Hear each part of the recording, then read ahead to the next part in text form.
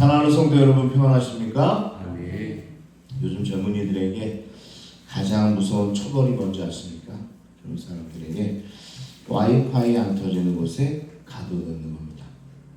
인터넷 안 되는데 그냥 두는 거죠. 그러면서 스마트폰까지 압수해 버리는 거죠. 우리는 단 몇 시간만이라도 인터넷이 안 되는 세상에 혼자 뚝 떨어진 것 같고 가슴이 답답해서 내 인생이 이제 끝난 거 아닌가 그렇게 생각할 때가 있다는 겁니다. 뭔가 연결만 안 돼도 소통만 안 돼도 나는 버려진 건가 이렇게 생각하게 된다는 거죠. 그러니까 아이들에게 스마트폰만 뺏으면 애들이 그냥 뭘 해야 될지를 모르는, 우리 아이들도 뭐 초등학생밖에 안 되는데 이게 불안한 거죠.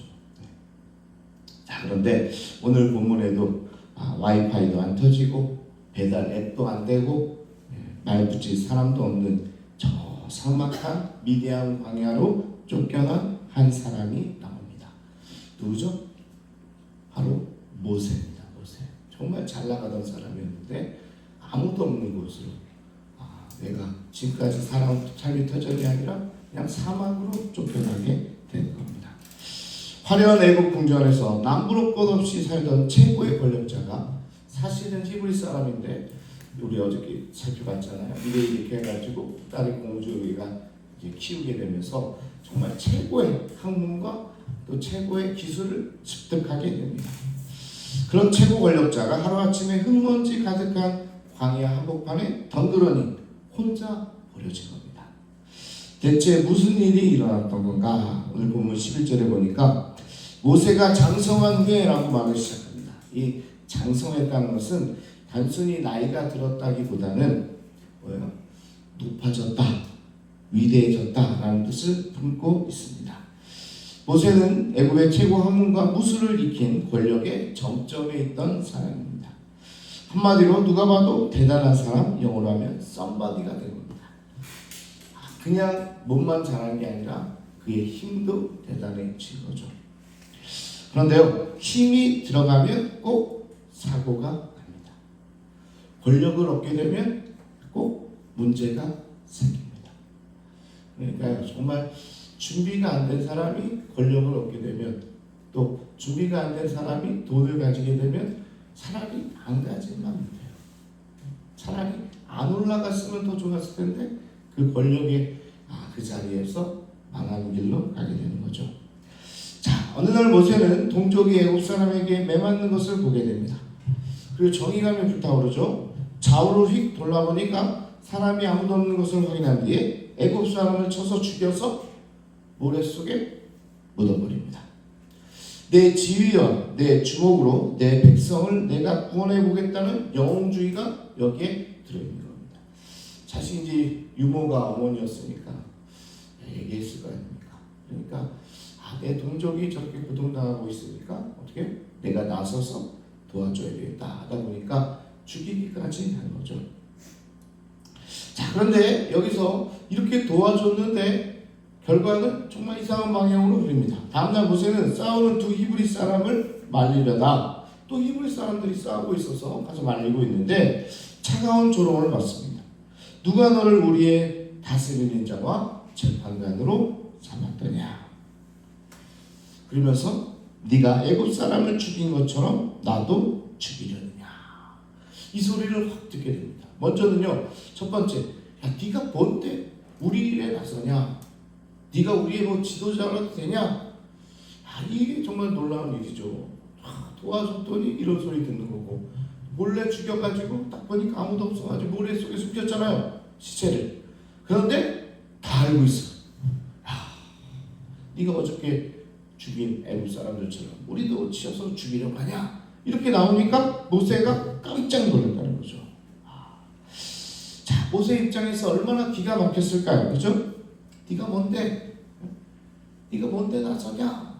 아니, 자기는 진짜 어떻게 그 사람을 죽이기까지 하고 또 숨기면서 자기 자리가 위태함에도 불구하고 동족을 살리려고 했는데 이렇게 나오니까 좀 허무한 거죠. 그리고 이 일이 이제 탄로나니까 바로가 모세를 가만히 두지 않게 되는 거죠. 그냥 어떻게 보면요, 모세가 장성했기 때문에, 힘이 세졌기 때문에 그것을 아마 견제하려고 했던 것 같아요. 이 왕이 사람을 죽여서도 크게 이제 어떻게 곤욕을 당하지 않은 때입니다. 그런데 이제 그 권력에서 얘가 커지니까 이번에 계기로 해서 이 모세를 쳐내려고 아마 준비하고 있었는지도 모르겠습니다. 결국 이 비밀이 탄로나게 되고 모세는 하루아침에 살인자요 수배자가 되어서 광야로 도망치게 된다는 거죠. 자, 그러면 왜 이렇게 모세가 무너졌을까? 성경이 딱 한 군데 그의 실패를 보여주고 있는데 급소를 찌릅니다. 12절에 보니까 좌우를 살펴 사람이 없음을 보고 이렇게 일을 행하게 됩니다. 자, 여러분 보이십니까? 모세는요, 하늘을 보지 않았어요. 하늘을 보지 않고 좌우를 살폈다. 하나님을 의식한 게 아니라 좌우를 살폈다는 건 누구 살폈다는 거예요? 사람을 의식했다는 거예요. 사람을 의식했다는 거예요. 그러니까 모두 두루번거리다가 괜찮을 것 같으니까 죄를 저지른 거죠. 지난 새벽에 산파들은 어떻게 했다고 그랬어요? 하나님을 바라봤다고 그랬잖아요. 사방이 닫혀 있을 때 하나님을 바라보니까 제3의 길이 열렸다고 말씀드렸잖아요. 그런데 산파들도 하나님을 바라보는데 권력에 어떻게 보면 굉장히 정점에 있던 이 모세는 하나님이 아니고 두리번거리면서 사람 눈치를 봤다는 거죠. 자, 그러니까 넘어질 수밖에 없는 거죠. 하나님을 보면 우리가 살고 사람을 보면 우리가 죽게 된다. 이것을 잘 보여주고 있습니다. 또한 사람을 의식하기 시작하면 결국 사람을 두려워하게 된다. 여러분, 우리가 하나님을 두려워해야지 사람을 두려워할 필요가 어디 있어요. 그런데 자꾸 사람을 의식하게 되면 두려워지는 거예요. 아무리 내가 선생이고 학생들이라고 해도 학생을 의식하기 시작하면 학생이 두려워지는 거예요. 그러니까 가르치지 못하고 오히려 지금 교권이 무너지는 지금 사태에 이르게 된 거 아닙니까? 그러니까 여러분 직장에 무슨 상사가 있다가 하더라도 두려워하지 마시고 의식하지 마시고 하나님만을 바라보시기 바랍니다. 하여튼 좌우를 살피던 모세는 이제 바로가 무서워서 도망치는 신세가 됐다. 왕궁에서 보낸 첫 40년이 내가 얼마나 대단한 사람인지 증명하는 시간이었다면 미디안 광야의 40년은 이제 정반대의 삶이 시작합니다. 도래합니다. 나는 아무것도 아니다. 40년간 광야에서 생활을 하게 되는 거죠. 그러면서 낮아짐을 배우는 시간이 됐다. 어제까지 궁전의 법도를 논하던 입으로 이제는 고집센 양들과 씨름하는 자가 되었습니다. 썸바디에서 노바디가 된 겁니다. 아무것도 아닌 사람이 된 거예요. 뭔가 있는 사람에서 이제 아무것도 아닌 존재가 된 거예요. 왕궁에서 살다가 이제 양의 똥이나 치우는 자가 된 겁니다. 이 얼마나 자존감이 그냥 땅바닥에 떨어지게 됐을까요? 그러니까 오늘 말고 이제 다음 주에는 하나님께서 일을 시키는데 이 자존감이 떨어지니까 저 안 합니다. 못합니다. 이제 모세가 그렇게 나오게 되는 거죠. 그 쓸쓸함이 얼마나 컸든지 모세는 첫 아들의 이름을 어떻게 짓습니까? 게르솜이라고 짓습니다. 내가 타국에서 나그네가 되었다라는 뜻입니다. 아들의 이름에 자기의 삶을 드러내고 있는 거죠. 이제 주류에서 밀려난 나고자 너도는 나그네일 뿐이다. 그 이름에는 모세의 쓸쓸한 독백이 통째로 담겨 있는 거죠. 그렇게 얼마? 장마치 40년. 모세의 힘은 완전히 빠지게 되고 세상은 그를 깡그리 있게 됩니다. 여러분, 운동을 배울 때도요, 가장 중요한 게 뭔지 아세요? 힘이 빠지는 거예요. 탁구도 마찬가지고 골프도 마찬가지고 어떤 배드민턴 치는 것도 마찬가지고 모든 거의 시작은 처음에요. 자기 힘으로 해요. 얼마나 힘으로 하는 탁구도 힘으로 치려고. 근데 그 힘이 빠져야 돼요. 힘이 빠지고 맞는 순간 임팩트만 주는 거예요. 근데 그걸 못하니까 그냥 무작정 어깨 나가고 팔 나가고 막 우리 집사님도 막 아프다고 하시는데 그게 힘이 안 빠져서 그래요. 그런데 인생에서도 우리의 힘이 빠져요. 힘이 빠질 때 하나님의 개입이 다 일어나게 되는 거죠. 세상이 완전히 그를 깡그리 잊어버릴 때가 됐을 때 하나님은 개입하신다. 그러니까 여러분 삶 가운데 정말 내가 믿을 사람이 아무도 없게 됐구나. 그러면 오히려 감사하시기 바랍니다. 하나님께서 여러분을 붙들어 주실 줄로 믿습니다. 자, 그렇게 40년 보내니까 모세의 정체성이 바닥을 치게 되고 그때 무대의 커튼이 다시 열리게 되는 거죠. 인생의 밑바닥에서 이스라엘이 탄식하며 울부짖을 때 본문 24절 25절에 숨가쁘게 움직이시는 하나님의 어떤 행동이 보이게 되는데 하나님이 그들의 고통의 소리를 들으셨고 언약을 기억하셨고 그들을 돌보셨고 깊이 헤아리게 되십니다. 듣고 기억하고 돌보고 헤아린다. 이게 얼마나 감사합니까? 여러분의 삶에서도 여러분의 이야기를 듣고 계시고 기억하고 계시고 돌보시고 헤아리고 계신다.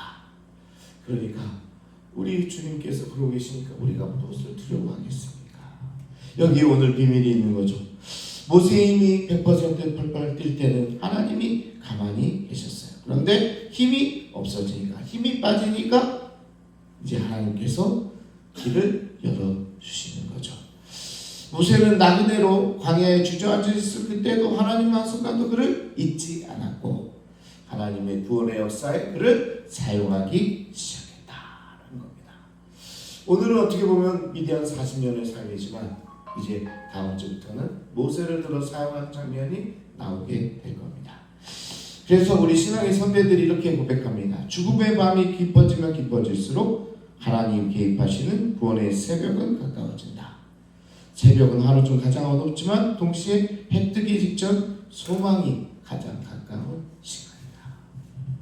우리가 새벽에도 나와서 기도하는 이유가 뭡니까? 새벽을 깨우는 이유가 뭐예요? 새벽은요 동트기 전에 가장 어둡다고 해요. 가장 캄캄한 시간이에요. 그런데 우리에게 뭐가 있어요? 이제 곧 가장 밝은 해가 뜨게 될 것이다 라는 것이죠. 수년 전에 한국에 총망받던 벤처기업의 사장님이 계셨는데 이것도 싫어합니다. 그는 30대 중반에 수백억 매출을 올리는 대표가 됐습니다. 어딜 가나 성공한 젊은이로 대접받았고 휴대폰은 투자자들 연락으로 하루에도 수백 통의 전화를 받던 사람이었습니다. 자기 능력으로 세상을 다 가질 것 같았어요. 그러다 믿었던 동업자의 배신과 무리한 투자 실패로 한순간에 부도가 나게 됐습니다. 빚더미에 올라 앉은 그는 월세 아주 작은 칸으로 이사하게 됐고 어제까지 형님아우하던 사람들은 단 한 명도 전화를 하지 않게 됐습니다. 여러분 한번 상상해 보세요. 매일 수백 통 전화를 받던 사람이 다음날 아무런 전화가 오지 않습니다. 그것만으로도 삶에 정말 털썩 주저앉는 일이 되는 거죠. 의리의리한 집에서 부도 딱지가 붙어있고 이제 단칸방으로 이사하게 되는 거죠. 이제 그저 하늘만 쳐다보는 정말 어찌할 바를 모르는 그런 사람이 되고 마치 광야로 도망친 게르손 나그네의 모습을 띠게 된 거죠. 울 힘조차 없어 신음하던 어느 밤에 바쁘다는 핑계로 까맣게 잊고 있던 하나님의 음성이 그의 마음에 이르기 시작했습니다. 원래 믿던 분이었는데 너무 바쁘다 보니까 하나님과의 만남이 전혀 없었던 거죠. 그때 하나님께서 그의 마음에 이런 말씀을 주십니다. 아들아, 내 핸드폰이 하루에 수백 번 울릴 때 너는 내 목소리를 한 번도 듣지 못했지. 내 힘으로 살 때는 내 손을 붙잡지 않았지. 이제 내 힘이 다 빠졌으니 비로소 내가 네 손을 잡고 내 일을 시작하려 한다. 이 음성을 듣는 거예요. 수백 번 전화 올 때 하나님도 계속 전화하신 거예요. 마음의 문을 두드린 거예요. 그런데 수백 번 다른 사람의 전화를 받으니까 하나님이 하시는 말씀이 들리지 않는 거죠. 주일날 예배는 나왔겠죠. 근데 들리지 않는 거예요.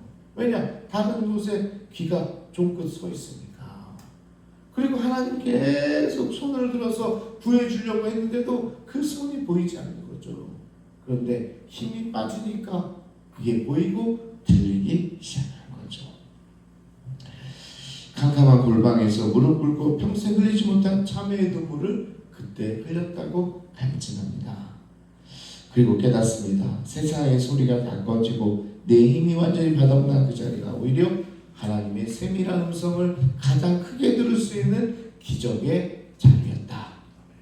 그는 지금 이전의 성공과는 비교할 수 없는 평안과 겸손을 품는 선한 기업가로 다시 서게 됐고 많은 이들을 돕고 있다고 합니다. 그전처럼 뭐 대단한 기업은 아닐지라도 정말 착한 기업으로서 많은 주변의 사람들을 살려내는 그런 일들을 담당하고 있다는 거죠. 사랑하는 여러분, 오늘 우리 중에도 나는 이제 쓸모없는 나그네가 됐구나 절망하고 계신 분이 계십니까? 내 힘으로 어떻게든 해보려다가 깊은 상처를 입고 주저앉아 계신 분은 없으십니까? 기억하십시오. 우리의 힘이 완전히 빠진 바로 그 광야에서 하나님의 일하심은 비로소 시작된다. 신앙도 마찬가지. 여러분 힘 빼시기 바랍니다. 힘을 빼야 돼요. 내가 하려고 하는 모든 것 내려놔야 되는 거죠. 저한테 하는 얘기 같으네요. 내가 하려고 하는 것. 교회 부흥도 마찬가지고 교회를 이끌어가는 것도 그런 거죠. 저라고 그런 마음이 없겠습니까? 우리 교회 빨리 부흥하고 또 교회가 풍성해지고 또 교산에 신도시가 신도시를 준비할 수 있도록 하나씩 하려고 싶은 마음이 있죠. 그런데 오늘 하나님께서 그것부터 내려놓으라는 거죠. 힘을 빼야 됩니다. 나는 내려놓고 하나님이 하시는 대로 우리를 내어드리는 거죠. 근데 그게 가장 좋은 방법입니다. 내 입으로 하면 하나님이 나서지 않으니까 우리의 힘을 빼야 된다. 우리 힘이 완전히 빠진 그 광야에서 하나님은 그때 일하기 시작하고 내 힘이 끝나는 자리가 하나님의 구원이 시작되는 자리임을 여러분 믿으시기 바랍니다. 지금도 내 신음소리에 귀를 기울이시면, 근데 감사한 거는요, 오늘 아까 얘기한 그 네 가지 동사입니다. 오늘 신음소리에도 우리 귀를 기울이시고 나를 보고 기억하고 계시고 우리를 헤아리시며 하나님께서 오늘도 우리를 돌보신다. 그것만큼은 변하지 않는 사실입니다. 그러니까 오늘 새벽에 여러분의 무너진 무릎을 그 주님께서 다시 세워주실 줄로 믿습니다. 내 힘이 빠진 그 자리에 하나님께서 돌보시고 기억하시고 헤아리시고 주님께서 인도해 주시는 그 하나님을 다시 만남으로 다시 모세처럼 다시 일어나는 여러분 모두가 되기를 주님의 이름으로 축복합니다. 이 시간 함께 우리 주여 한번 부르시고 통성으로 함께 기도하기 원합니다. 정말 잘 나가던 모세 아닙니까? 왕자로서 40년 동안 정말 대단한 학문을 들어서 머리는 커졌고 또 거기 무술 실력도 대단하고 사람이 넘볼 수 없는 사람이 되어버렸어요. 권력이 대단했어요. 그런데 한순간에 그의 힘이 정말 한순간에 그를 나락으로 빠지게 했고 위대한 광야 40년 동안 하나님의 돌보심으로 정말 진짜 구원의 역사에 한 사람이 되었다는 사실입니다. 오늘 우리의 힘이 있을 때는 이런 역사가 일어나지 않습니다. 우리의 힘을 빼는 시간이 되기 원하고 하나님께 맡길 때 우리의 삶도 하나님께서 인도하시는 가장 거룩하고 풍요로운 삶이 될 줄로 믿습니다. 그런 마음으로 우리 주님을 부르고 함께 결단하기 원합니다. 주여